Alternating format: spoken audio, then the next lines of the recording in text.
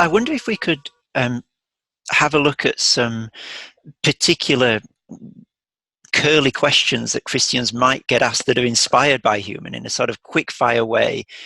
Try and think through what Christian responses to those questions might be. The first is something that you mention in the book, that Hume says that if monotheism were obvious, we would have started with monotheism and not polytheism. What do you think a Christian might respond to that argument? I think what that fails to take into account is a doctrine of the fall and the corruption of human reason. Now Hume is saying if monotheism were true and obvious, then everyone would accept it. Well, if human beings were perfectly rational and perfectly morally aligned, then that would be true. And indeed, it was true at a certain point of history in the Garden of Eden. There's no question about it.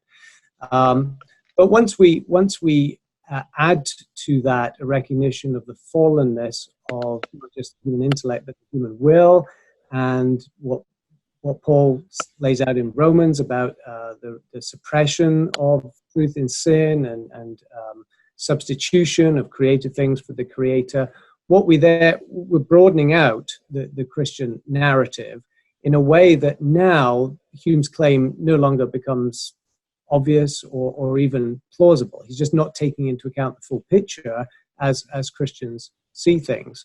And so the idea that there would have been various kinds of deviations from monotheism into polytheism and pantheism and so forth.